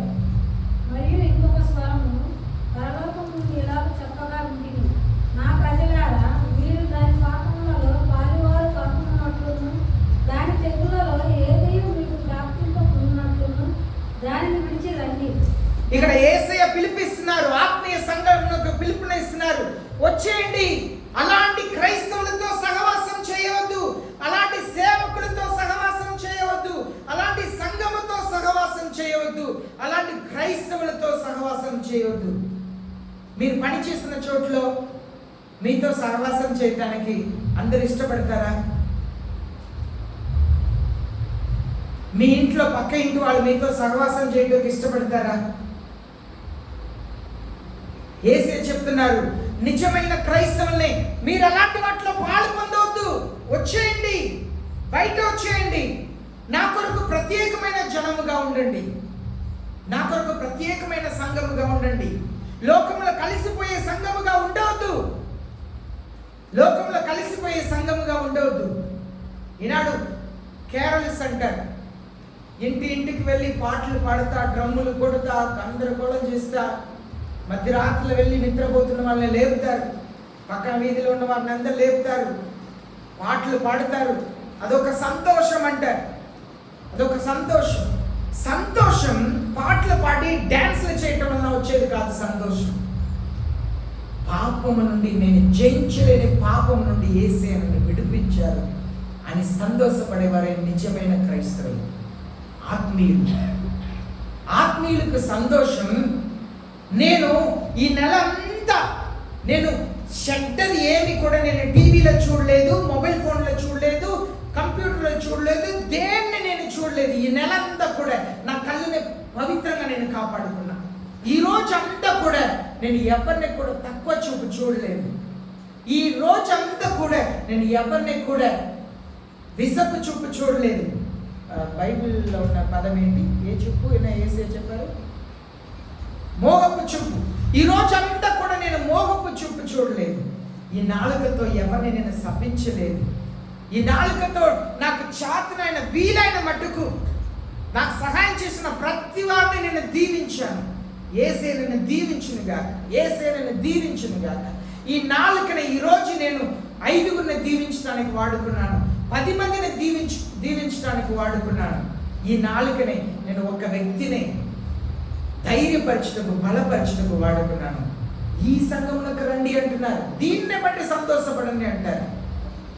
కొత్త బట్టలు తీసుకొచ్చాను అనుకోండి, వచ్చిన వెంటనే ఇంట్లో వేసుకొని ఎంత బాగుందో, సంతోషమే. కొత్త బట్టలు అంటే సంతోషమే, దాంట్లో ఏం సంతోషపడటంలో ఏం తప్పులేదు. కానీ ఈరోజు నేను ఈ చేతులతో ఒక 3కి సహాయం చేశాను, మంచి మనసుతో సహాయం చేశాను. భిక్షగాళ్ళు వచ్చి అడుగుతున్నప్పుడు 2 రూపాయలు ఇచ్చి, 2 రూపాయలు ఇచ్చాను. మీ పిల్లలకి 2 రూపాయలు ఇస్తారండి? కొట్టుకు వెళ్తాను ఏదైనా కొనుక్కుంటా అంటే 2 రూపాయలు ఇచ్చి పంపిస్తారా? లేదు. అదే యేసే చెప్తున్నారు, మీరు ఆత్మీయమైన సంఘమునకు రండి, క్రైస్తవులుగా కాదు, ఆత్మీయమైన సంఘమునకు రండి. మీ బంగారాన్ని బట్టి కాదు, మీ బట్టలను బట్టి కాదు. మీ సంతోషం ఎలా ఉండాలంటే, ఈ క్రిస్మస్ సమయంలో మంచి బట్టలు కొనుక్కోండి, కొత్త బట్టలు కొనండి, కొన్ని దుప్పట్లు కొనండి, కనీసం ఒకటి కొనండి. సంఘంలో ఎవరు కష్టపడిన వాళ్ళు ఉన్నారో వాళ్ళు ఎంత మాత్రం కూడా మనసు వేదన పడకుండా, సిస్టర్ మీ కొరకు ఈ బట్టలు, ఈ దుప్పట్టు కొన్నాను, మీకు ఉపయోగపడుతుంది చలికాలంలో, వారు ఎంత మాత్రం కూడా మన పేదవాళ్ళు మనకు లేదు ఇస్తున్నారన్న ఫీలింగ్ రాకుండా, వాళ్ళని బాధ పెట్టకుండా మంచి మనసుతో ఒక టవల్, ఒక మంచి కండవ ఇవ్వచ్చు. అదే యేసే చెప్తున్నారు, మీరు ఆత్మీయమైన సంఘంలోకి రండి. మీ సంతోషం మీ ఆహారం మీద కాదు, బట్టల మీద కాదు. మంచి బట్టలు వేసుకుంటారు, సరేనా? మంచి బట్టలు వేసుకుంటారు. సంతోషంగా ఏదైనా చేసినప్పుడు మరకండి ఇది అనుకోండి, సంతోషంగా మీరు బిర్యానీ తింటప్పుడు ఆ కర్రీ మీద పడింది అనుకోండి, ఎలా ఉండిద్ది? బిర్యానీ తిన్న సంతోషం ఉండిద్దా? అప్పుడే మనసులో అక్కడ పెట్టేసి ముందు ఈ బట్టలు తీసుకెళ్ళి ఇడిసి దాన్ని నీళ్ళు లేకపోతే పోదు, మనకు పోదు కదా, క్షణంలో పోయింది. కానీ నిలిచి ఉండే సంతోషం, నా పాపం నేను చేస్తున్నాను. ఈ రోజంతా నా భార్యతో నేను ప్రేమతోనే మాట్లాడాను. ఈ రోజంతా నా పిల్లల్ని నేను ప్రేమతోనే మాట్లాడాను. ఈ రోజు నేను నా కొరకు మాత్రమే కాక వాళ్ళ కొరకు ప్రార్థన చేశాను. దాంట్లోనే సంతోషం ఉంది. యేసయ్య చెప్తున్నది, అలాంటి సంఘములకు రండి, ఆత్మీయమైన సంఘములకు రండి. ఇప్పుడు చదువుదాం 6వ వచనం 7వ వచనం చదువుదాం. 6వ వచనం 7వ వచనం. 6వ వచనం 7వ వచనం. అది ఇచ్చిన ప్రకారం దానికి ఇయ్యుడి, దాని క్రియల చొప్పున దానికి రెట్టింపు చేయుడి. అది కలిపిన పాత్రలో దాని కొరకు 200 కలిపి పెట్టుడి. అది నేను రాణినిగా కూర్చుందానము, నేను విధవరాలను కాను, దుఃఖం చూడనని తన మనసులో అనుకునేది కనుక అది తను తాను ఎంతగా గొప్ప చేసుకొని సుఖభోగములను అనుభవించను, అంతగా వేదనను దుఃఖమును దానికి కలుగజేయుడు. ఇక్కడ యేసయ్య చెప్తున్నారు, ఈ సంఘం, ఈ క్రైస్తవ బబిలోన్తో సహవాసం కలిగిన సంఘం అన్ని బాగానే ఉండిద్ది. నెలలో 2 సారి వాక్యం చెప్పే వాళ్ళు ఎవరైనా తీసుకొచ్చి వాక్యం చెప్తుంటారు. సంఘంని మేము ఉజ్జీవంగా ఉంచుతున్నామంటున్నారు. భక్తికి లోబడరు, డబ్బు ఇచ్చే దాచిపెట్టరు, తల్లిదండ్రులను చక్కగా చూసుకోరు, అత్తగారు మామగారిని ఒకలాగాను తల్లిదండ్రులని ఒకలాగాను చూస్తారు, పిల్లల్లో కూడా తేడా చూపిస్తుంటారు. ఇలాంటి వారు తాము ఘనపరుచుకుంటారంట, అతిశయపడతారంట. నా సేవను చూడు, నేను ఎంతగా టైర్డ్లెస్గా నేను పనిచేస్తున్నాను, నా ఆత్మీయ జీవితంలో చూడు. ఒక సేవకుడు చెప్తున్నారు, ఆ పిల్లలు చర్చికి రావట్లేదంట. ఆ పాస్టర్ గారు ఆ చర్చికి వస్తే ఆ తల్లి పిల్లల్ని తీసుకెళ్ళి పాస్టర్ గారి దగ్గర, నా పిల్లలకు చెప్పండి వాళ్ళు చర్చికి రావట్లేదు, ఈరోజు బలవంతంగా తీసుకొచ్చానంటే ఆ పిల్లలు ఆ పాస్టర్ గారి దగ్గర చెప్పారంట, మీతో మాట్లాడాలి అంటున్నారు అన్నారు. సరే అని చెప్పి వాళ్ళతో మాట్లాడితే, పాస్టర్ గారు మా అమ్మ ప్రార్థనలు వెళ్తూ ఉంటారు, మేము స్కూల్ నుండి ఇంటికి వస్తే ఇంట్లో తినడానికి ఏమీ ఉండదు, అంట్లు అలాగే ఉంటుంది, బట్టలు కొన్నిసారి నానబెట్టినట్లుగానే ఉండిద్ది, ఉతికి ఉండరు, కొన్నిసారి బట్టలు అలాగే దండమేటి ఉండిద్ది, ఇల్లు కూడా శుభ్రం చేసి ఉండదు, మాకు ఆకలేసిద్ది కానీ తినటానికి ఏమి ఉండదు, మా మమ్మీ ఎక్కడైనా చూస్తే చర్చిలో ప్రేయర్లో ఉంటారు. ఇలా ఎన్నో సంభవాలు నేను చెప్పవచ్చు. మా మమ్మీకి మేము చెప్పాం, ముందు ఇంట్లో ఏం చేయాలో చేసిన తర్వాత మీరు చర్చికి వెళ్ళండి, మీరు ప్రార్థనకు వెళ్ళండి అని చెప్తే, లేదు దేవుడు ప్రాముఖ్యం, పాస్టర్ గారు రమ్మన్నాను పరిగెత్తుతూ ఉంటారు, దానికే మాకు చర్చికి రావాలంటే ఇష్టం లేదు అన్నారు. మరి నేను ప్రార్థనకు వెళ్తున్నాను, నేను గొప్ప స్త్రీ, గొప్ప పురుషుడు అని చెప్పుకోవటం లేదు. ముందు దేవుడు మనకి ఇచ్చిన బాధ్యత మన కుటుంబం, దేవుడి తర్వాత కుటుంబం తర్వాతనే మన పిల్లలు, దేవుడి తర్వాత కుటుంబం తర్వాతనే సంఘం. ఇక్కడ బబిలోనుతో సహవాసం కలిగిన ఆ స్త్రీ చెప్తుందంట, నాకు ఎప్పుడు కొదువు లేదు, నేను ఎప్పుడు దారిద్ర్యంలో లేదు. She glorifies herself. లూకా రాసిన 12వ అధ్యాయం 47వ వచనం చదువుతున్నాము. తెలిసి కూడా తప్పు చేయకూడదని తెలిసి కూడా తప్పు చేసిన వాళ్ళకు చాలా తప్పులు కలుగుతాయంట. లూకా 12వ అధ్యాయం 47వ వచనం. ఇది చెయ్యకూడదని తెలిసి కూడా చేయటం, ఇది వాక్యానుసారమైనది కాదు, ఇది ఆచారమైన కార్యములు అని చెప్పి తెలిసి కూడా దాన్ని ప్రజల ముఖస్థుతి కొరకు, ఘనత కొరకు చేయటం, అది ఏదైనా పాపమే.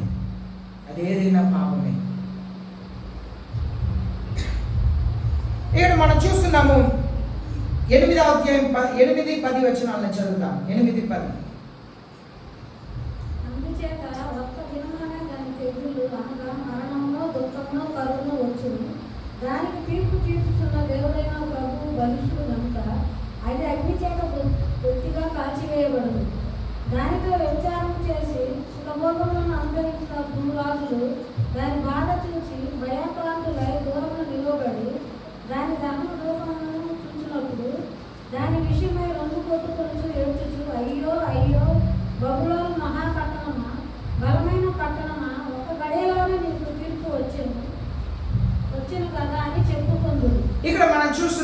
ఈ బబిలోన్ పట్టణం అనేది ఈ ఫేక్ క్రిస్టియానిటీ క్రైస్తవమే మెగా చర్చెస్.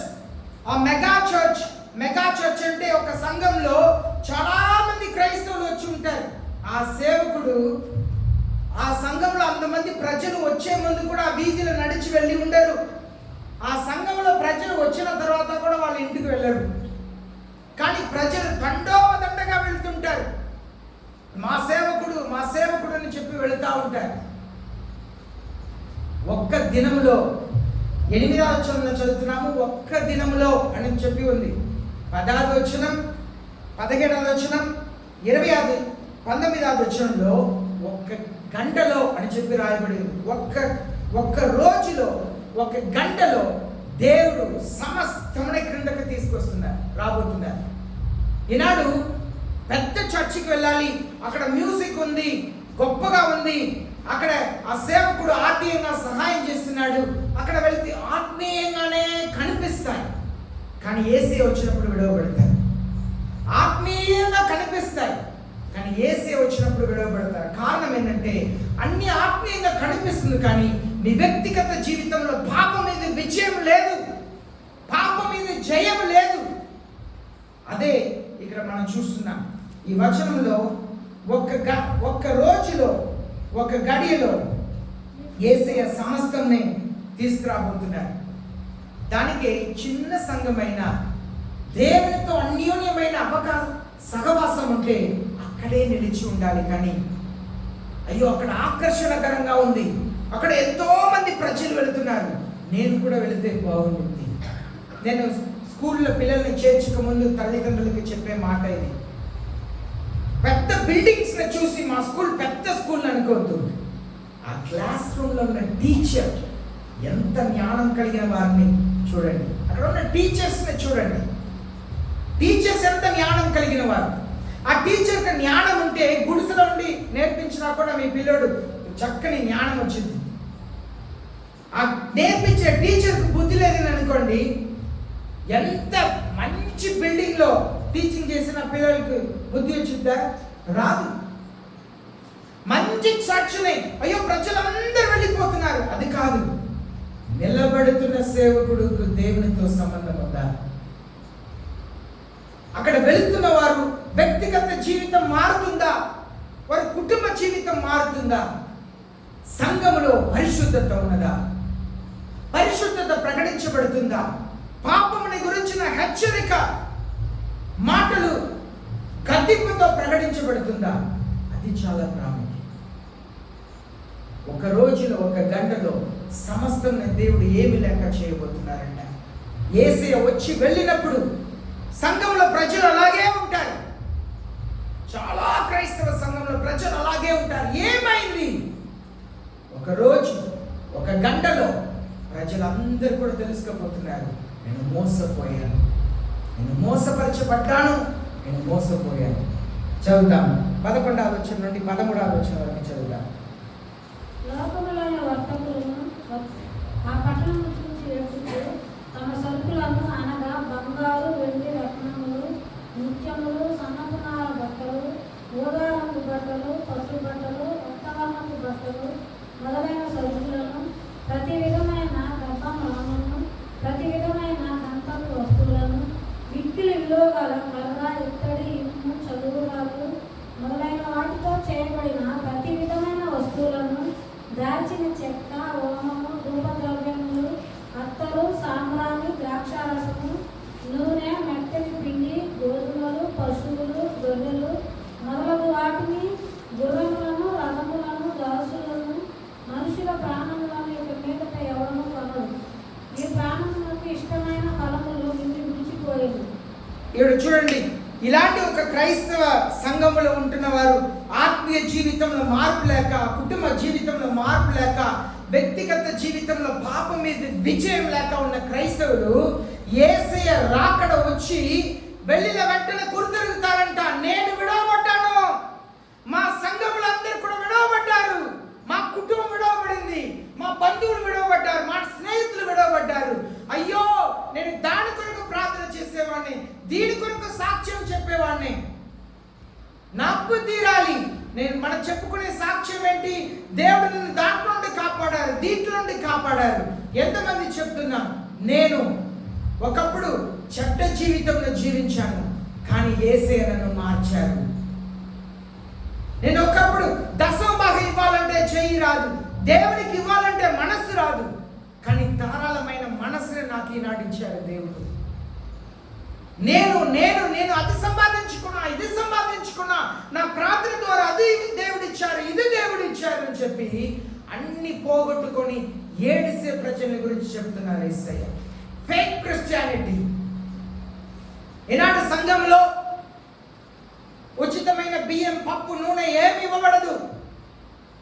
క్రిస్మస్కి చీరలు ఇవ్వబడదు. పోయినసారి క్రిస్మస్ అంటే ఒక వ్యక్తి వచ్చి పాస్టర్ అని అడిగారంట, మీ చర్చిలో ఎప్పుడు క్రిస్మస్ అండి అన్నారంట. ఎందుకని నేను అడిగితే చీరలు ఇస్తారు కదా అని.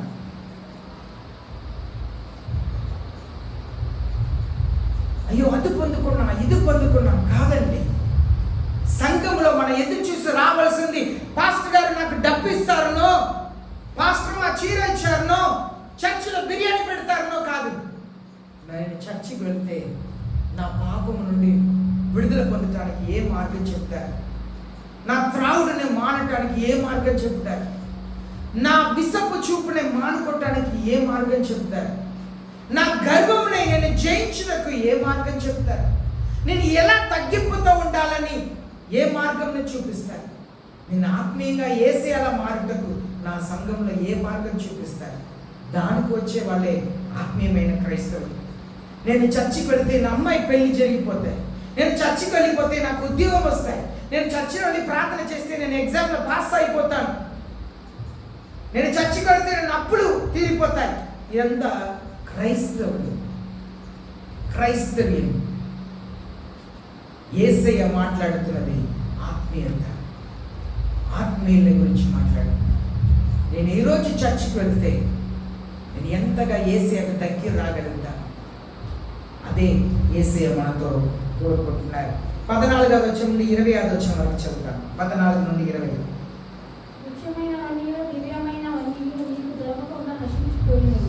అది ఇక మీద కనబడనే కనబడవని చెప్పుకొనొచ్చు దాని గురించి దుఃఖపడదు. ఆ పట్టణం చేత ధనవంతులైన ఈ సరుకుల వర్తకులు ఏడ్చుచు దుఃఖపడుచు, అయ్యో అయ్యో, సమకునాల బట్టలను ధూమ్రవర్ణ రక్తవర్ణపు వస్త్రములను ధరించుకొని బంగారములతోనూ రత్నములతోనూ ముత్యములతోనూ అలంకరింపబడిన మహాపట్టణమా, ఇంత ఐశ్వర్యం ఒక్క గడియలైనా పాడైపోయేది అని చెప్పుకొనొచ్చు దాని బాధను చూచి భయాక్రాంతులై దూరంగా నిలుచున్నారు. 20 దాకా చదవాలండి. ప్రతి నావికుడును ఎక్కడికైనాను కబురు చేయి ప్రతివాడును ఓడవారును సముద్రము మీద పనిచేసి జీవనము చేయు వారందరూ దూరంగా నిలిచి దాని ధర్మధూమమును చూచి ఈ మహాపట్టణంతో సమానమైనదేది అని చెప్పుకొంచు కేకలు వేసి తమ తలల మీద దుమ్ము పోసుకొని ఏడ్చుచు దుఃఖించుచు, అయ్యో అయ్యో, ఆ మహాపట్టణము, అందులో సముద్రము మీద ఓడలు గల వారందరూ దాని అందరి అధిక వ్యయము చేత ధనవంతులయ్యేది, అది ఒక గడియలో పాడైపోయేది అని చెప్పుకొనొచ్చు కేకలు వేయుచుండేది. పరలోకమా, పరిశుద్ధులారా, అపోస్తులారా, ప్రవక్తలారా, దాని గూర్చి ఆనందించుడి. ఏలైనగా దాని చేత మీకు కలిగిన తీర్పుకు ప్రతిగా దేవుడు ఆ పట్టణమునకు తీర్పు తీర్చి ఉన్నాడు. ఇక్కడ చూడండి, ఇది దేని గురించి చెప్తుందంటే యేసయ్య ఎత్తబడబోయే క్రైస్తవుల గురించి చెప్తున్నారు. ఎత్తబడేవారు వాటిని చూసి సంతోషపడతారంట. అయ్యో, నన్ను రక్షించుకున్నట్టుకు యేసయ్య కృప చూపించారు, నేను యేసయ్యతో వెళ్ళిపోవటానికి కృప చూపించాను. కానీ అక్కడ ఉన్న వాళ్ళు అందరూ కూడా ఏడుస్తుంటారంట. అయ్యో, నాకు ఎన్నోసార్లు మంచి వాక్యం విన్నా కూడా నా జీవితంలో మార్చలేకపోయానే, నా బ్రతుకుని మార్చుకోలేకపోయానని చెప్పి ఏడుస్తారంట.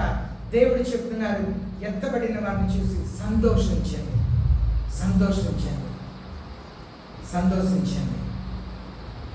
ఒకవేళ ఎత్తబడినప్పుడు భార్యను విడిచి వెళ్ళవచ్చు, భర్తను విడిచి వెళ్ళవచ్చు, పిల్లల్ని విడిచి వెళ్ళవచ్చు, కానీ యేసయ్య చెప్తున్నారు, మీరు సంతోషించండి, పరలోకంతో సంతోషించండి. ఈ లోకంలో ఉన్న వరకు మాత్రమే. ఇప్పుడు భర్త చనిపోయారు, ఏడుస్తున్నారు, 1 నెల ఏడుస్తారు, 2 నెలలు ఏడుస్తారు, 3 నెలలు, కొంతమందికి 6 నెలలు దుఃఖం, తర్వాత అలాగే కూర్చుంటారా? జీవించడం నేర్చుకుంటారు కదా. అది కూడా యేసయ్యతో మంచి సంఘంలో ఉంటే ఆత్మీయంగా తాము బలపరుచుకొని ధైర్యంగా ముందుకు వెళ్తుంటారు. నేను చెప్పేది అర్థమవుతుందా? ఒక ఆత్మీయమైన సంఘంలో ఉంటే తాము ఆత్మలో వర్ధిల్ల చేసుకుంటా వాళ్ళు చిన్నగా మర్చిపోయి దేవునితో అన్యోన్యమైన సహవాసం కలిగి ఉంటారు కదా. ఇప్పుడు భర్త స్థానంలో సంఘంలో యేసయ్య వారిని బాగా ప్రేమిస్తున్నారు, యేసయ్య ప్రేమను పొందుకుంటున్నాను అనుకోండి, పూర్తిగా మర్చిపోతారు కదా. అంగీకరిస్తారు, ఇంకా నా భర్త లేడు, ఎంత ఏడ్చినా బాధపడినా రాడు, నన్ను యేసయ్య ప్రేమిస్తున్నారు. అలాగనే యేసయ్య వచ్చినప్పుడు మన ఎత్తబడిన తర్వాత మన పిల్లల్ని విడిచి వెళ్ళవచ్చు, అమ్మ నాన్నని విడిచి వెళ్ళవచ్చు. అంటే వాళ్ళు యేసయ్య రాకడలో ఎత్తబడటకు అర్హత లేక ఉండవచ్చు. కానీ యేసయ్య చెప్తున్నారు, మీరు నన్ను బట్టి సంతోషపడండి. దానికే మీరు సంఘంలో వింటున్న వాక్యం మీ జీవితంలో మార్చాలని ఆశతో వినాలి. యేసయ్య దానికే చెప్తున్నారు, చెవి కలిగిన వాడు విననుగాక. 21వ వచనం చదువుతాం. 21. తరువాత బలిష్ఠుడైన ఒక దూత గొప్ప తిరుపతి రాతి వంటి రాయి ఎత్తి సముద్రంలో పడవేసి, ఈలాగు మహాపట్టణమైన బబులోను వేగంగా పడద్రోయబడి ఇక ఎన్నటికి కనబడకపోవును. ఇక్కడ చూడండి, ఇది యెజబెల్. మన వాక్యంలో చదువుతున్నాము ఈ 2వ అధ్యాయం 20-21లో యెజబెల్ గురించి చెప్తున్నారు. యెజబెల్ అనే స్త్రీ ఆ సంఘంలో ఎలా పాడు చేసింది అని చెప్పుకొని వస్తున్నారు. ఇది 2వ రాజుల గ్రంథం 10వ అధ్యాయం 33వ వచనంలో కూడా అక్కడ జెజబెల్ అక్కడ స్త్రీ ఉండేది. ఆ స్త్రీ రాజుని న్యాయంగా పరిపాలన చేయనీయకుండా విగ్రహారాధన తీసుకొచ్చి దేవునికి విరోధముగా చేసింది. ఇక్కడ ఈ దేవదూత, ఒక బలిష్టమైన దేవదూత ఒక రాయిని తీసుకొచ్చి సముద్రంలో పడేసి అది ఆ రాయి సముద్రంలో మునిగిపోయినట్లుగా ఈ బబిలోన్ పట్టణం మునిగిపోతుంది, అది కనపడకుండా పోతుంది అంటున్నారు. దేవుని యేసయ్య ఏర్పరచని సంఘం, యేసయ్య పిలవకుండా సేవ చేస్తున్న సేవకులు, యేసయ్య లేని సంఘంలో ఉంటున్న క్రైస్తవులు అందరూ కూడా తమ పాపములో నరకములో మునగటం ఖచ్చితమైన దేవుని వాక్యం సెలవిస్తుంది. అక్కడ నుండి రక్షించబడాలంటే దేవుని సన్నిధికి రావాలి, యేసయ్య నదికి రావాలి. 22వ వచనంలో చదువుతాం. 22. ఈ వర్తకులు భూమి మీద గొప్ప ప్రభులై ఉండేది, జనములన్నీ నీ మాయ మంత్రముల చేత మోసపోయింది. కావున వైదికుల యొక్కయు, గాయకుల యొక్కయు, పిల్లనప్పుడు వారి యొక్కయు, గోడలు వారి యొక్కయు శబ్దము ఇక ఎన్నడూ మీలో కనబడదు. ఇక్కడ మనం చూస్తున్నాము చాలా ఫేక్ క్రిస్టియానిటీ ఎలా ఉందంటే మ్యూజిక్ ఎక్కువ ప్రాధాన్యత ఇస్తారు. వాక్యంలో అదే మనం చూస్తున్నాము. మ్యూజిక్ ఎక్కువ ప్రాధాన్యత సంఘంలో ఉండకూడదు. మ్యూజిక్ ఉండటం మంచిదే, ఎందుకంటే పరలోకంలో కూడా గొప్ప వాయిద్యాలు వాయించి దేవుని స్తుతిస్తారంట. అన్ని వాయిద్యాలు ఉండటం మంచిదే. కానీ ఈనాడు సంఘంలో డ్యాన్సులు చేయటం మొదలుపెట్టారు. డ్యాన్సులు చేస్తా సంఘంలో ఉన్న వారిని డ్యాన్సులు చేపిస్తా అక్కడ పదాలు మారిపోయాయి, ఆ మ్యూజిక్ విధానాలు మారిపోయింది. మొట్టమొదటిగా వాక్యంలో చదువుతున్నాము, మ్యూజిక్ని కనిపెట్టింది కయీను వంశస్థులను మనం చూస్తున్నాం. వాళ్ళే ఆదికాండం 4వ అధ్యాయం 21వ వచనంలో చదువుతున్నాము, మ్యూజిక్ని కనిపెట్టారంట. తర్వాత ఏమైంది? వాళ్ళు దేవుని సన్నిధికే దూరం అయిపోయారంట. ఆదికాండం 4వ అధ్యాయం 21వ వచనం, మ్యూజిక్ని కనిపెట్టారు, దేవుని సన్నిధికే దూరం అయిపోయారు. ఈనాడు చాలా చర్చెస్లో మ్యూజిక్ ఎక్కువ ప్రాధాన్యత ఇచ్చి ఈనాటి సంఘం దేవునికి దూరం అయిపోయింది. ఆ పాటలు పాడేవారు కానీ, వాక్యం చెప్పేవారు కానీ, ఆరాధన నడిపించేవారు కానీ బట్టలు మారిపోయింది. నేను చెప్పేది మంచి బట్టల గురించి చెప్పట్లే, సగం బట్టల గురించి చెప్తున్నాను. మ్యూజిక్ వాయించడం మారిపోయింది. పిల్లి గట్టం పెట్టుకుంటారు. మ్యూజిక్ వాయించే వాళ్ళు ప్రతి ఒక్కరిని చూడండి, జుట్లు పెంచుకుంటారు, ఒక గడ్డం ఒకలా పెట్టుకుంటారు, సరిగ్గా మ్యూజిక్ చక్కగా వాయిస్తారు. వాళ్ళకి ఎలా అంటే మీకు ఎలా వినబడితే వాళ్ళకి అనవసరం.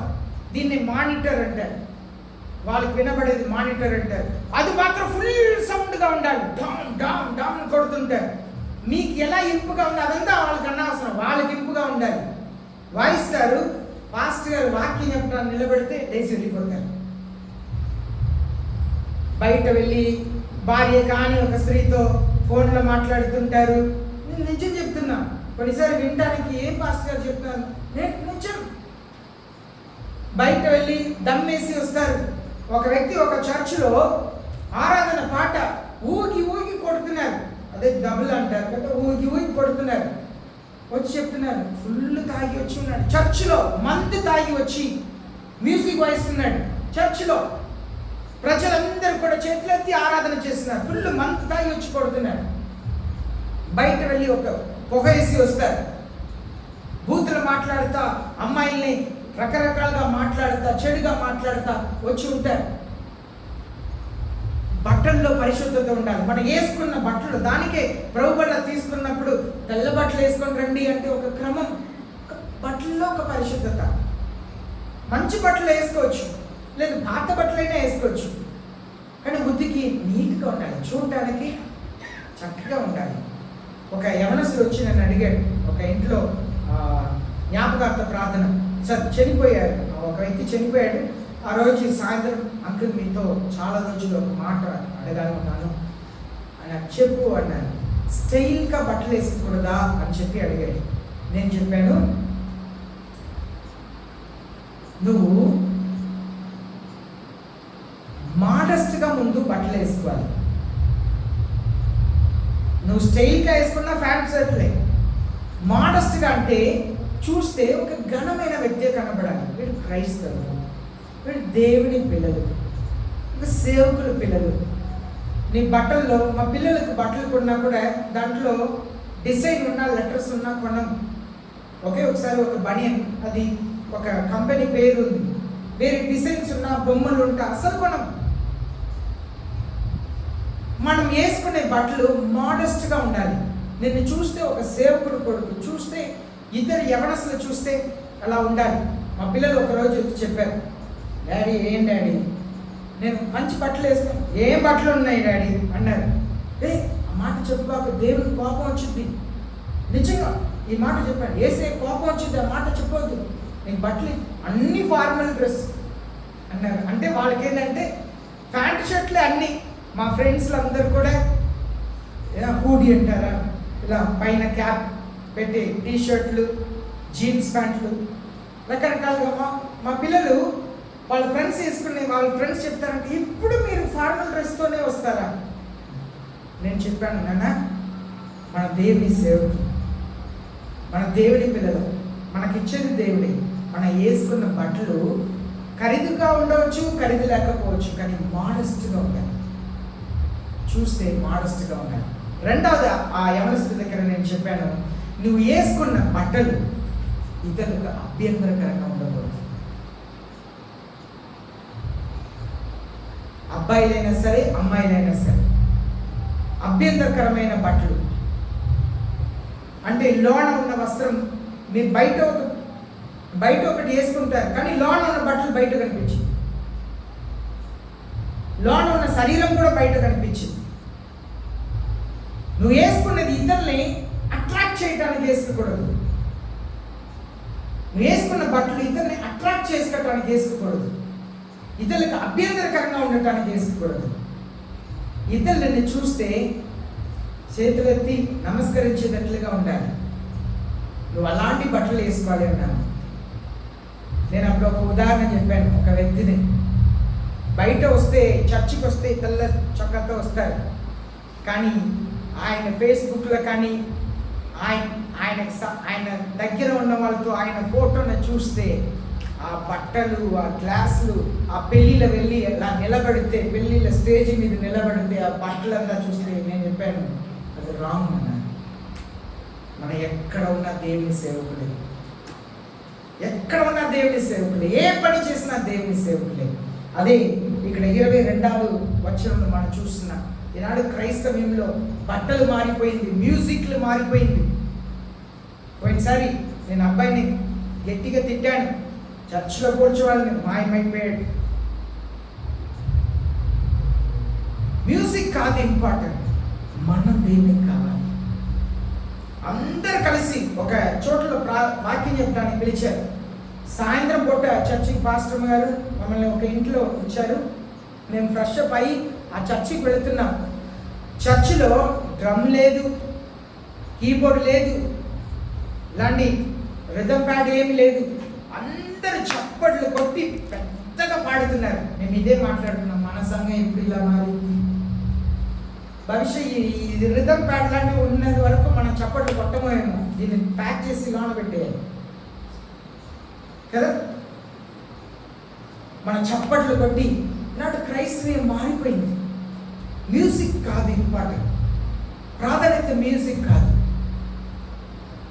మన హృదయం నుండి పాడే పాటలు దేవుని కావాలి. 23వ వచనం చదువుదాం. 23వ వచనం.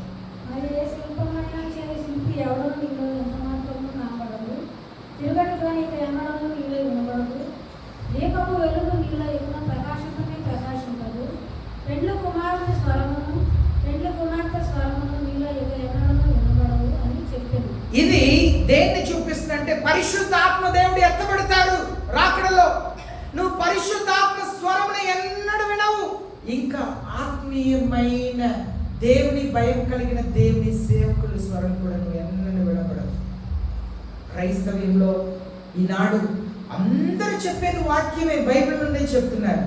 అందరూ చేస్తున్నది ప్రార్థనే. కానీ ఎవరు ప్రార్థన యేసే వింటున్నారు యేసేకి తెలుసు. దానికే మన సంఘంలో ఎప్పుడైనా ప్రార్థన చేయకముందు మీ కొరకు మీరు ప్రార్థన చేయని సమయం ఇవ్వడానికి కారణం అనేది. మిమ్మల్ని నన్ను యేసే అంగీకరించకుండా మీ ప్రార్థన నా ప్రార్థన యేసే ఆలకించరు. అది సత్యం.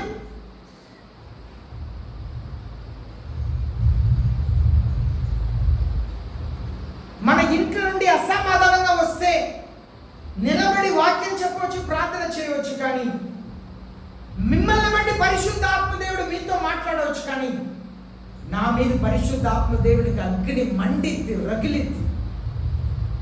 నేను చెప్పేది అర్థమవుతుందా? నిజంగా ఏ అర్థమైంది? ఒకరు చెప్పండి, ఏ అర్థమైంది?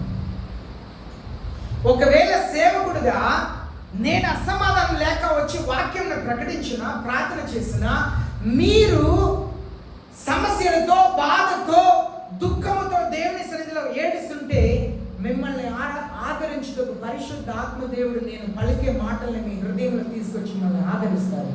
కానీ నా మీద పరిశుద్ధ ఆత్మదేవునికి అగ్ని మండింది, కోపం రగిలింది. కారణం ఏంటంటే నాలో పరిశుద్ధత లేదు. అర్థమవుతుందా? ఈనాడు చాలాసారి దేవుడు నాతో మాట్లాడారని చెప్పి మనం సంతోషపడతాం, దేవుని సేవకుల్ని గొప్పగా తల మీద పెట్టుకుంటాం. కానీ నిజంగా ఆయనలో పరిశుద్ధత ఉందా లేదా అని పరిశుద్ధాత్మని దేవుని అడగం. దేవుని తీర్పు సమానమైనది. వాక్యం చెప్తున్న నాకు, వాక్యం వింటున్న మీకు. దానికి ఈ వచనం కూడా మనం ఈ వచనం మనం చదివాం కదా.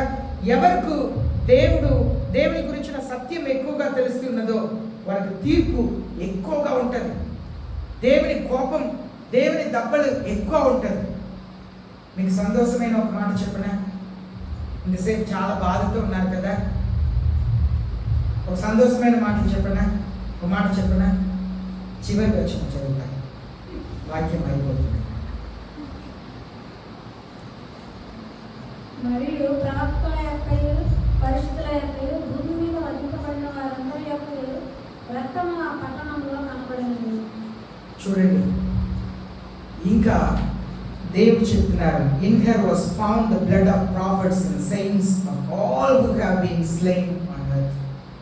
దేవుని కోపం అంతా కూడా ఎవరెవరు నీతి నిమిత్తంగా మరణించారో, ఎవరెవరు నీతి నిమిత్తంగా చంపబడ్డారో వారి రక్తం అంతా కూడా వాళ్ళని దేవుడు అడుగుతారంట. అలాంటి సంఘంని అడుగుతారంట.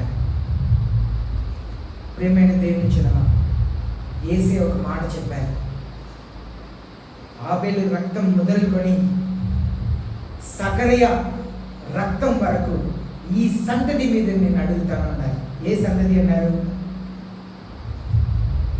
యేసే చెప్పారండి, ఏబెల్ రక్తం. ఏబెల్ ఎలా చనిపోయాడు? ముందు ఏబెల్ అంటే ఎవరు? పాస్టర్ గారు కాదు, బైబిల్లో ఎవరు? ఆదాం కుమారుడు, కయీను తమ్ముడు. ఆయన కయీను చంపేశాడు కదా. ఆయన రక్తం నుండి, ఎందుకంటే ఆయన బలి ఇస్తే యేసు అంగీకరిస్తారు కదా, అంగీకరించారు. నీతిమంతుడు, ఆ నీతిమంతుడు రక్తం నుండి సగరయ్య అని ఒక ప్రవక్త ఉన్నాడు, ఆయన్ని దేవుని ఆలయంలో చంపేశారు. ఆయన రక్తం వరకు ఈ సంగతి మీది నేను అడుగుతా, ఈ సంగతిని అడుగుతా అన్నారు. ఎవరిని చెప్పారు యేసయ్య? ఎవరితో ఈ మాటను చెప్పారండి? ఇశ్రాయేల్ ప్రజలతో చెప్పారు, యూదులతో చెప్పారు, ఇశ్రాయేల్ ప్రజలతో చెప్పారు. చివరిగా ఈ వచనం ఏం చదివాము? ప్రవక్తల రక్తం. ఇదంతా చెప్పబడుతున్నది మన యెరూషలేం, ఇశ్రాయేల్ దేశం, ఇశ్రాయేల్ దేశం, ఇశ్రాయేల్ దేశం అని చెప్పి గొప్పగా చెప్పుకుంటున్నాం కదా.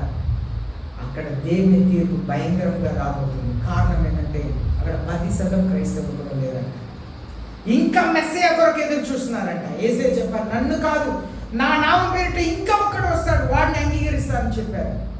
ఇదంతా కూడా 18వ అధ్యాయంలో సెలవించిందంతా కూడా అమెరికాలో కాదు, లేదు ఇటలీయో కాదు, ఆ 7 కొండల మీద ఉన్న పట్టణమో కాదు, దేవుని పిల్లల మీద, ఇశ్రాయేల్ దేశం మీద దేవుని కోపాగ్ని రాబోతుంది.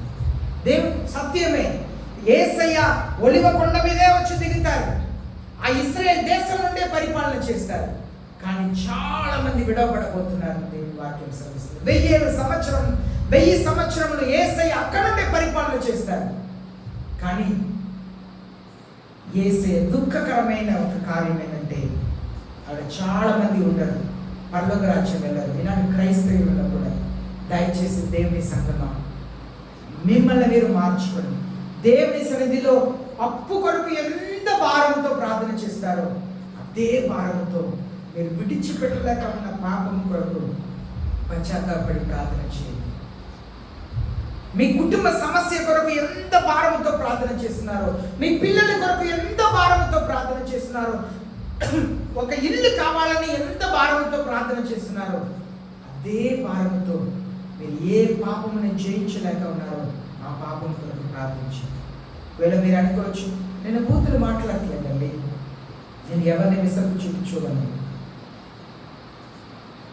ఒకవేళ మీలో ఉన్నది గర్వముగా ఉండవచ్చు, లెక్కలేనితనముగా దేవుని సన్నిధిలో ఉండవచ్చు. దేవుని క్షమాపణ అడుగుతాను. అప్పుడు యేసయ్య ఆశీర్వాదం వచ్చింది. ఉదయకాలం నేను బైబిల్ చదువుతున్నాను, 1వ తిమోతి 1వ అధ్యాయం చదువుతున్నాను. దాంట్లో చదువుతున్నప్పుడు చివరిగా పౌలు అపోస్తలుడు ఇద్దరిని గురించి చెప్తున్నారు. వాళ్ళని నేను సాతానుడి చేతులు అప్పగించాను అంటున్నారు. మరలా మనం కొరింథీ పత్రికలో చదువుతున్నప్పుడు కూడా కొరింథీ పత్రిక 1వ కొరింథీ పత్రికలో ఆ సంఘంలో ఉన్న వాడిని సాతానుడికి అప్పగించండి అంటున్నారు. దేవుడు కొన్నిసార్లు దేవుని పిల్లల్ని సాతానుడి చేతులు అప్పగిస్తున్నారు. ఎందుకు తెలుసా? మనం మారాలని, మనల్ని నాశనం చేయడానికి కాదు. యోబుని దేవుడు సాతానుడి చేతులు అప్పగించడానికి కారణం నాశనం చేయడానికి కాదు, మనం మారాలి. మేము హైదరాబాద్లో ఒక ఇంట్లో ఉన్నప్పుడు భార్య భర్తలు ఇద్దరు వచ్చారు. వారు కోటీశ్వరులు అంట, వారికి ఆస్తి అంతా పోయిందంట, అప్పులో వచ్చేసారు. తీసుకున్న వాళ్ళు ఎవ్వరు తిరిగి ఇవ్వల. కరోనా టైంలో ఎన్నో లక్షలు ఇచ్చారంట, ఎవ్వరు తిరిగి ఇవ్వల. కోటీశ్వరులు అప్పుల పడ్డారు. అప్పుడు నేను వాళ్ళతో కొద్దిసేపు మాట్లాడి నా భాషలో చెప్పాను. వాళ్ళు తమిళనాడు నుండి వచ్చి ఉన్నారు. యేసుక్రీస్తుని మీరు ఎరగాలని యేసయ్య మీకు ఈ కార్యం చేసి ఉండవచ్చు. ఒకవేళ ఈ కార్యం మీ జీవితంలో జరగకపోతే యేసయ్యను వెతికి మీరు వచ్చేవారు కాదు. కొన్నిసారి సాతాను చేతిలో మనల్ని అప్పగించడం కారణం ఏంటంటే అప్పుడైనా మన యేసయ్య దగ్గర రావాలి. అందరూ మోకరిస్తాం, ప్రార్థన చేస్తాం. ప్రియమైన సంగమా, మనం మారాలి. యేసయ్య కోరుకుంటున్నారు. యేసయ్య చెప్తున్నారు, కమ్ అవుట్, ఆ సంఘం నుండి బయటికి రండి. క్రైస్తవ సంఘం కాదు, ఆత్మీయమైన సంఘంని నేను సృష్టించుకుని నేను వచ్చాను. క్రైస్తవుల్ని నేను పరలోక రాజ్యం తీసుకెళ్ళటకు వచ్చాను. ఆత్మీయుడిని, క్రైస్తవుడిగా కాదు, ఆత్మీయుడిగా మారి మీ కొరకు నేను ప్రార్థించాను. ప్రియమైన సంగమా, మీ కొరకు మీరు ప్రార్థన చేయండి. మీ కొరకు ప్రార్థన చేయండి. 2024వ సంవత్సరం చివరి నెల సంతోషం. 11 నెలలు మనం బ్రతకాలి. ఒక నెల కూడా బ్రతకాలి, వచ్చే సంవత్సరం కూడా బ్రతకాలి. ఒకవేళ యేసయ్య రాకడ వస్తే ఆయనతో వెళ్ళాలి. మీ పాపం కొరకు పశ్చాత్తాపడండి, ఆయన క్షమించండి. మహాప్రేమ కలిగిన మా పరలోకపు తండ్రి, మమ్మల్ని క్షమించండి. మీ రక్తంతో మళ్ళీ కడగండి. ఆత్మీయమైన సహవాసంలో సంఘంలో మీ కృపను దయచేయండి. మీ కొరకు ఫలించే కృపను దయచేయండి. ఇతరులకు ఆశీర్వాదకరమైన జీవితంగా మా జీవితాన్ని మార్చమని యేసయ్య నామములో ప్రార్థిస్తున్నాం పరలోకపు తండ్రి. ఆమేన్. యేసయ్య అందరిని కూడా ఆశీర్వదించమని